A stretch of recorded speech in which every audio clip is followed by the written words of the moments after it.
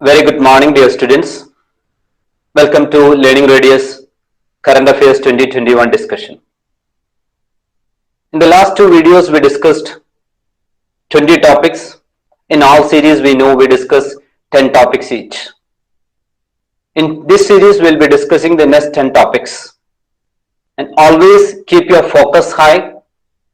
Keep exact clarity what manner UPSC frame national issues questions.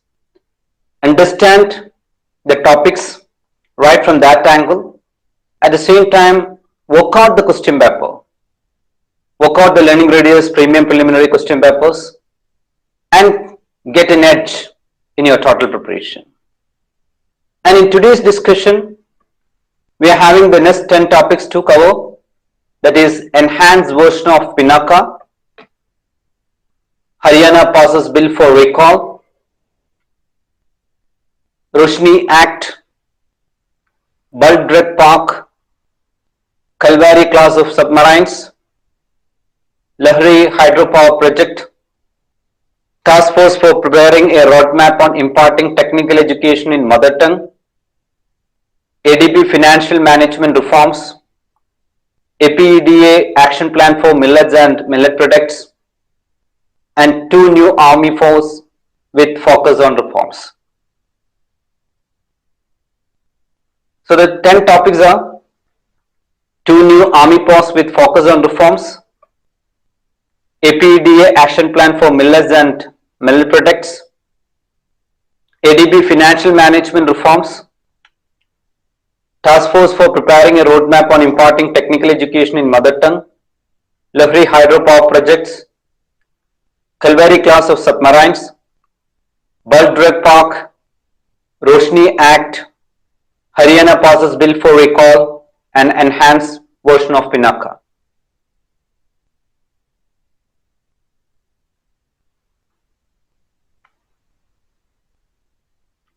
Let's come to the first topic, that is enhanced version of Pinaka. The news as such is India successfully flight tested the enhanced version of Pinaka multiple barrel rocket system, MRLS. So what is enhanced version of Pinaka? What is Pinaka is about should be clear. So India successfully flight tested the enhanced version of Pinaka multi-barrel rocket system, MRLS, were there in the discussion. The enhanced Pinaka along with guidance, Pinaka will cover the range between 60 to 90 kilometers and will be deployed by the Indian Army. The test flight was carried out from Integrated Test Range ITR in Chandipur off the coast of Odisha. New rocket system has a longer range with reduced length compared to the early variant Mk1. So all these are basic facts supposed to be very clear in connection with the enhanced version of Pinaka. As an aspirant, you should understand the facts with absolute clarity. And right from the Ministry of Defense, you can see the news in the same manner. Enhanced version of Pinaka rocket system successfully flight tested, which was posted on 4th November 2020 by PIB Delhi. So Ministry of Defense as it is conveying enhanced version of Pinaka rocket system successfully flight tested. And in the discussion you can see in detail the PIB as it is coming, in the discussion PIB is giving a complete detail about Pinaka. Enhanced Pinaka rocket developed by Defense Research and Development Organization has been successfully flight tested from Integrated Test Range Chandipur off the coast of Odisha.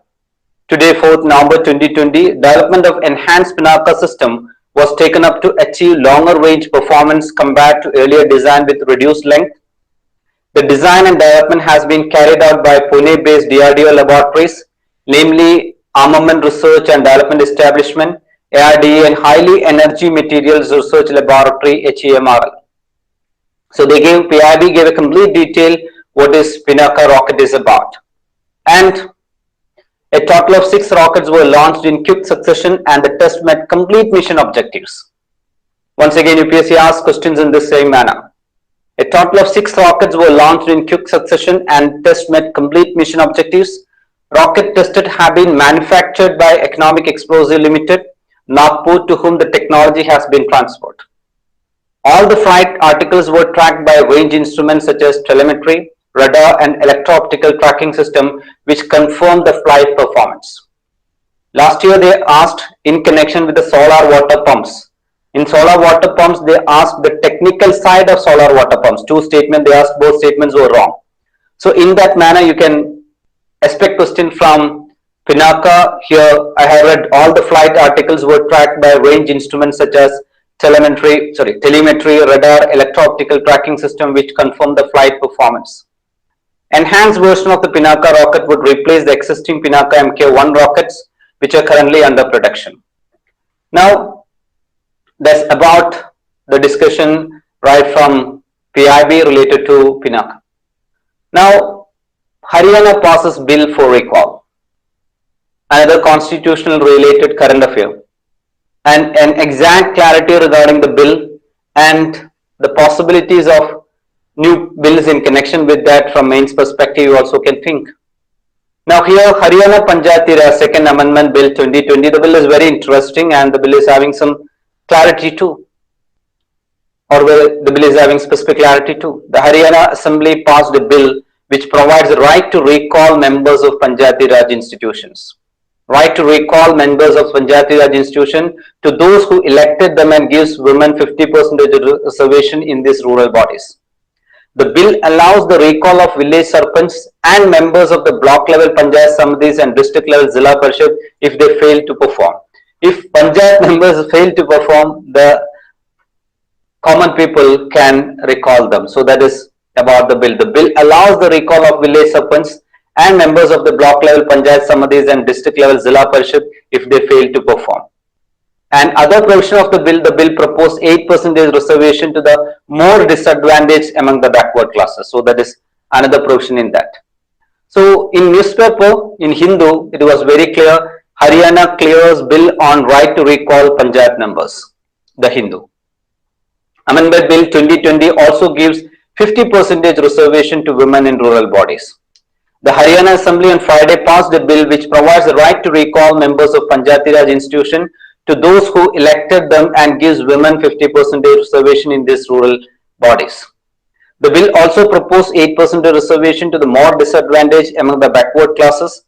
The bill allows the recall of village sarpanch and members of the block level panchayat samitis and district level zilla parishad if they fail to perform. That was the first three paragraph of Hindu newspaper related to Haryana clears bill on right to recall panchayat members. So in connection with the constitution, you should have more clarity in elections and the articles related to elections and the procedures related to election, and the Representation of People's Act should be absolutely clear in your mind. Let's come to the next topic, that is Roshni Act. Jammu and Kashmir State Land Vesting of Ownership to Occupant Act 2001, commonly known as Roshni Act. Now it is 2021, 20 years finished, and we are discussing on an act which after 20 years, so obviously it's that important and it's a controversy too. So Jammu and Kashmir State Land Vesting of Ownership to Occupant Act 2001, commonly known as Roshni Act, was promulgated during Chief Minister Farooq Abdullah's government in 2001. The law granted ownership of Jammu and Kashmir state land to illegal encroachers with the aim of raising money for power projects upon payment of a sum to be determined by the government of Jammu and Kashmir. This was the issue. The law granted ownership of Jammu and Kashmir state land to illegal encroachers with the aim of raising money for power projects upon payment of a sum to be determined by the government of Jammu and Kashmir. Now the issue, as said, the aim was to generate resources for hydroelectric power project. It was called Roshni Light Act. Why it was called as Roshni Act or Roshni Light Act? The aim was to generate resources for hydroelectric power projects. Now following a recent order by the Jammu and Kashmir High Court, the administration has annulled the act and decided to retrieve land transfer under the Roshni scheme. Now, different issues were there in connection with this particular Roshni Act. There is a right-wing and mainstream political discussion and all. I am not getting into. What is the controversy? The controversy is in a 2014 CAG report. The CAG termed the scheme is Rs 25,000 crore scam. So Roshni Act as such was there in the limelight. In 2014 CAG report, the CAG termed the scheme a Rs 25,000 crore scam, CAG identified that arbitrary reduction of prices by a standing committee was done to benefit politicians and influential people. That was the controversy behind that. So what is Roshni Act should be very clear, and what is the base behind, there should be clarity. Now in Hindu newspaper, the question was, what is the Roshni Act? This was the news. What is the Roshni Act? Roshni Act was originally called Jammu and Kashmir State Land Vesting of Ownership Right to the Occupant Act 2001. It was enacted in 2001 during the National Conference regime led by Farooq Abdullah in the state. As per the Act, the ownership right of state land would be transferred to its occupant on the payment of a fee fixed by the government. The year 1990 was set as the cutoff date for the encroachment of the state land. The Roshni Act was an ambitious project to meet Jammu and Kashmir's chronic power crisis. It was the government calculation that regularizing 20 lakh canals of state land under occupants of local would help it raise 25,000 crore. The proceeds received would be used to set up hydroelectricity projects in the state to generate extra power. So that's the explanation what this Roshni Act is about. So why is a 2-decade-old law under the scanner? So that is the question what I asked you also. Why a 2-decade-old law is under the scanner? The Controller and Auditor General tabled a report before Jammu and Kashmir Assembly in 2014 and pointed out irregularities in implementing the Act. So that was the discussion. And I told the controversies too. The next topic is bulk drug park. Himachal Pradesh is one of the states vying for the allotment of a bulk drug park under a central government scheme. That is, the news came in newspapers and magazines related to bulk drug park. Government of India announced setting up 3 such parks across the country. So what is bulk drug park and why that particular term as such is in news? What are bulk drug parks or APIs? So a bulk drug, also called an active pharmaceutical ingredient API, is a key ingredient of a drug or a medicine, which lend it the desired therapeutic effect or produces the intended pharmacological activity. Now you may be thinking why to study in this detail in UPSC Preliminary Examination. I conveyed in 2020 what's the manner in which UPSC framed the questions. In international, they asked a question related to Alma Ata Declaration and Hague Conventions. Now Alma Ata Declaration and Hague Convention happened in 1970s and 1950s. But they asked questions related to Alma Ata Declaration and Hague Convention. Both were in discussion in connection with the current affair of 2020. So they asked about Alma Ata and Hague Convention. In the same manner, UPSC can frame technical question also. In the earlier series, I mentioned about how UPSC framed question from solar water pumps. So solar water pumps, UPSC framed a questions related to the technicalities of the water pumps. So in the same manner, when it comes to API, active pharmaceutical ingredient, you can expect questions in an in-depth manner, or into pharmacology, you can expect questions. So India has one of the largest pharmaceutical industry in the world, 3rd largest by volume, but this industry largely depend on other countries, particularly China, for importing API. So India as a country is depending upon China for importing pharmaceutical ingredient or active pharmaceutical ingredient, that is what called API and DI. So in news, 2 terms are in discussion, that is, one is API, that is what called active pharmaceutical ingredient, and second one is DI, that is what called drug ingredient, and KSM, that is what called key starting material. So India has one of the largest pharmaceutical industry in the world, but this industry largely depend on other countries, particularly China, for importing APIs, DIs, that is drug intermediates, and KSM, key starting material. And what is a bulk drug park? That was a discussion. A bulk drug park will have a designed contiguous area of land with common infrastructure facility for the exclusive manufacture of APIs, DIs or KSM, and also common waste management system. That is what called bulk drug park. These parks are expected to bring down manufacturing cost of bulk drugs in the country and increase competitiveness in the domestic bulk drug industry. So we are into bulk drug or APIs, and India is one of the largest pharmaceutical industry in the world, but this industry largely depend on other countries, particularly China, for importing APIs, DIs and KSM. It's a serious concern. Now India is trying to solve that issue. Now the government the sender scheme will support pre-selected parks in the country by providing one-time grant in aid for the creation of common infrastructure facilities.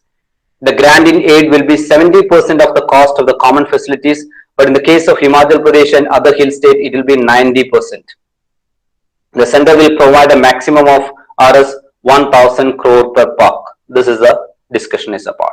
In Indian Express, there was a detailed discussion explained. What is a bulk drug park and why does Himachal want one? Well, that's the question. Explained what is bulk drug park and why does Himachal want one. The state government has identified around 1,400 acres in Una district and sent a proposal to the sender seeking grant to set up a bulk drug park. The Chief Minister Jairam Thakur informed a group of drug manufacturers. So now the state government has identified around 1,400 acres in Una district and sent a proposal to the sender seeking grant to set up a bulk drug park. That was the discussion. Now what is bulk drug, what is API? There should be absolute clarity in that. Now let's come to the next one, that is Kalvari class of submarine. India's Navy's 5th Kalvari class diesel electric attack submarine INS Vagir was launched recently at Mazagon Dock in Mumbai. That was the news. So once again, India's Navy 5th Kalvari class diesel electric attack submarine INS Vagir was launched recently at Mazagon Dock in Mumbai and other vessels in the class.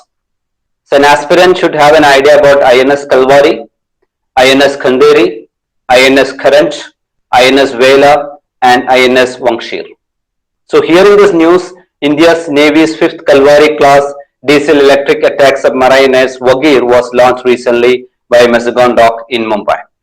Now what is Kalvari class of submarine and what is Kalvari is about? Basically Kalvari means tiger shark. So Kalvari class of submarine, this class of submarine have diesel electric transmission system and these are primarily attack submarines on hunter killer type, which will means they are designed to target and sink adversary naval vessels. So once again, this class of submarines have diesel electric transmission system and these are primarily attack submarines or hunter killer type, which means they are designed to target and sink adversary naval vessels. These submarines are built under Project 75. Another GK aspirants should have clarity what is Project 75. So these submarines are built under Project 75 and their design is based on the Scorpion class of the submarine. And it is built by Mazagon Dock Limited in Mumbai and Kalvari means tiger shark, which I mentioned. The same discussion you can see in the Hindu newspaper, India's Navy 5th Scorpions class submarine Vagir launched. So a complete article on this Vagir, that is India's Navy's 5th Scorpion class submarine Vagir launched. The 5th Scorpion conventional submarine Vagir being built by Mazagon Dock Limited with technology transfer from France was launched into water on Thursday. This was the discussion.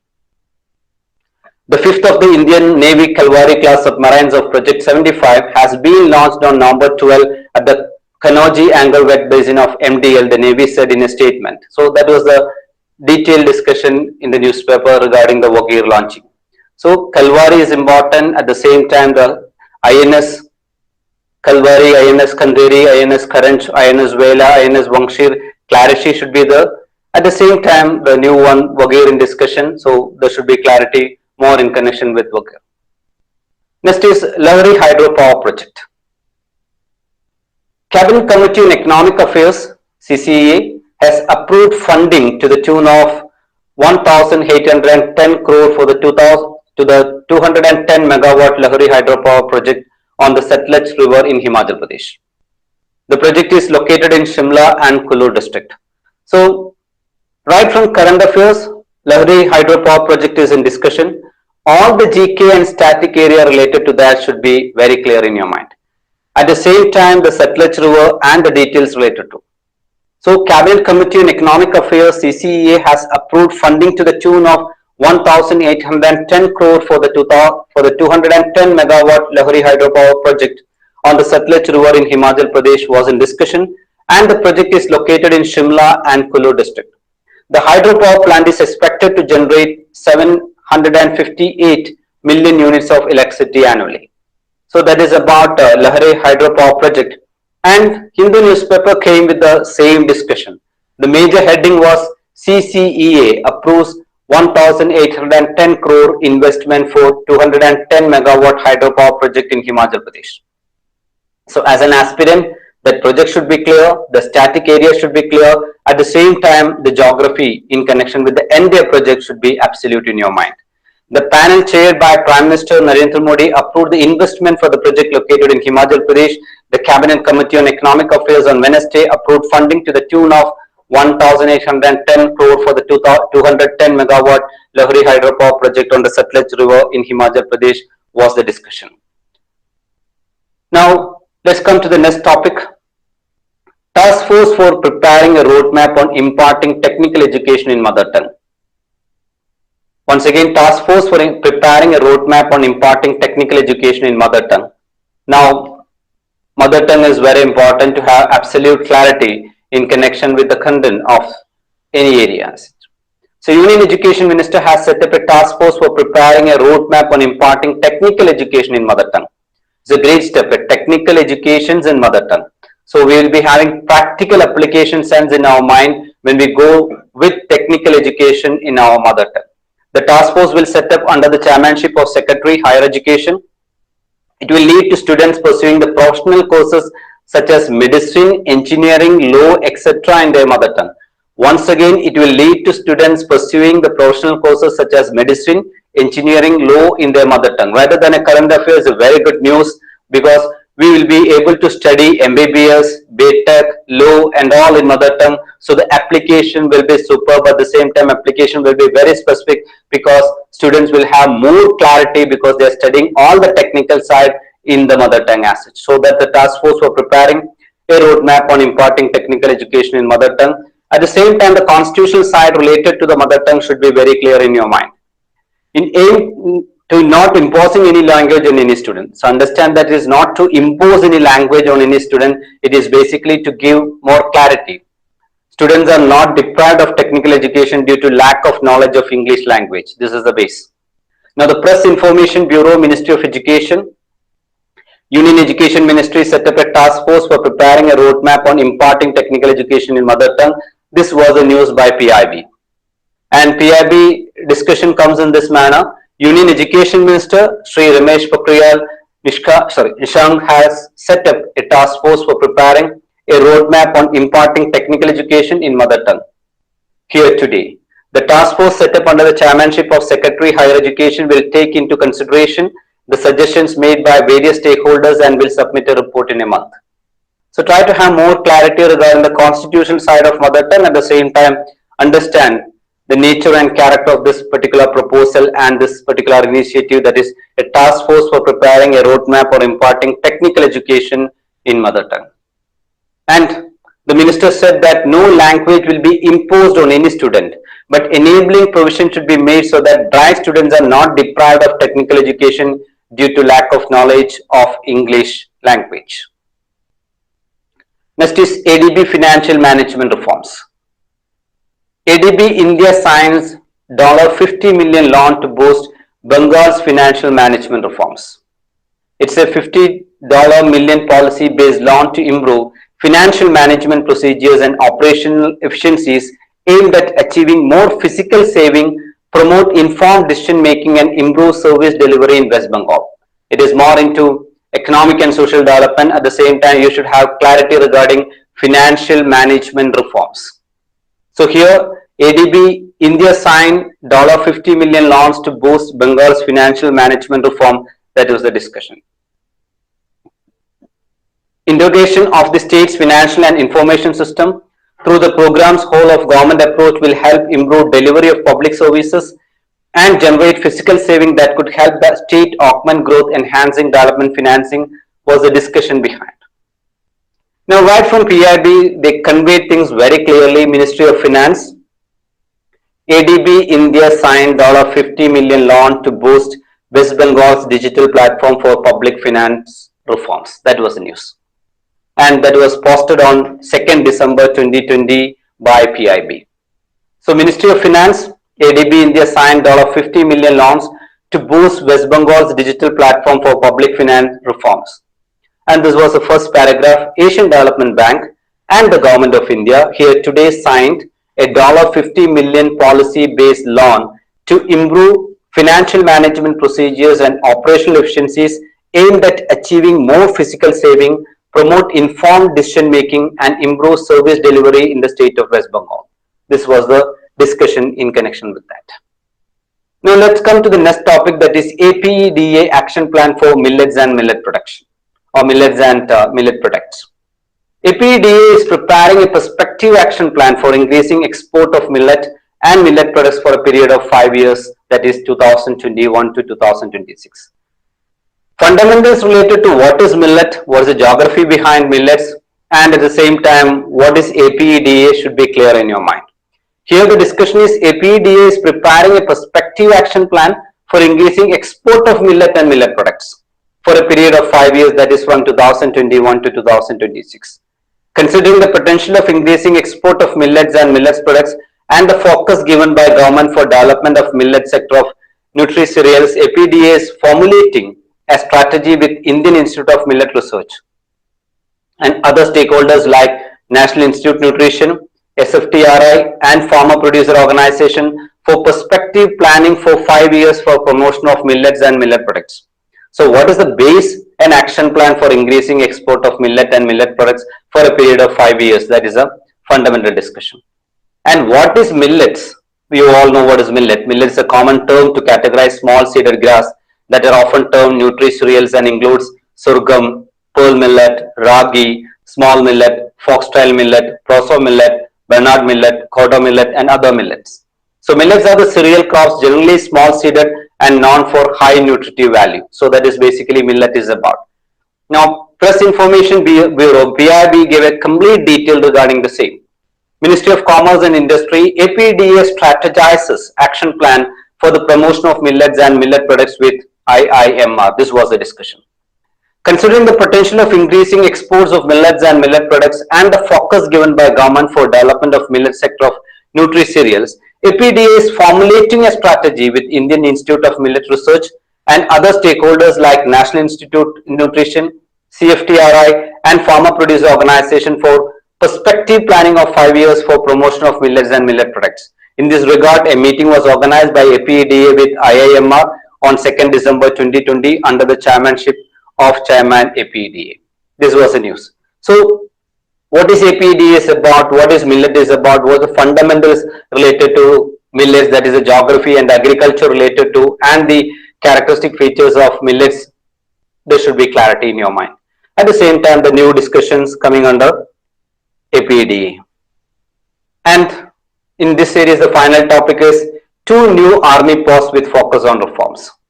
The government announced the post of a Deputy Chief of the Army Staff or DCOIS strategy with an aim to bring about structural reforms in the army about 2 years after the plan was envisaged. So that is 2 new army posts with focus on reforms. So the government also announced another new post of Director General Information Warfare at the Army Headquarters.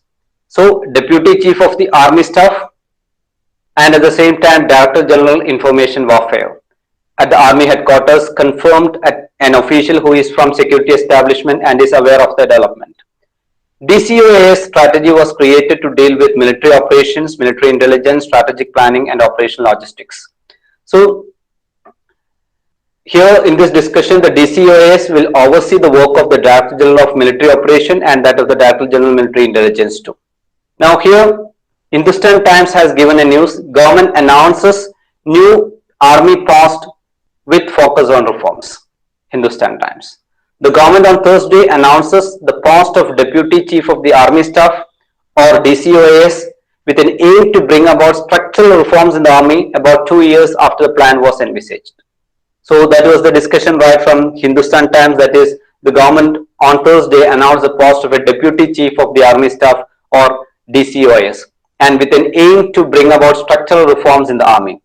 The government on Thursday announced the post of Deputy Chief of the Army Staff was the discussion, and the second one was the government also announced another new post of Director General Information Warfare at the Army Headquarters. So the second post is Director General Information Warfare at the Army Headquarters, confirmed an official who is from the security establishment and is aware of the development. So these are the discussion for this third series. So national issues, topic by topic we are covering. Once again, keep your focus high. Keep your focus high means you should have clarity regarding the nature and character of UPSC national issues questions. So in the next series, we'll be discussing the next 10 topics in the same manner, and keep your aim high, solve the question papers, that is very, very important. Learn through solving the question paper, that is the ultimate way to clarify the nature and character at the same time. That is the only panacea to get through UPSC preliminary examination. So that's all for now. Have a great time. Calm version is the most productive version. Be calm and keep going. Have a great time. Thank you.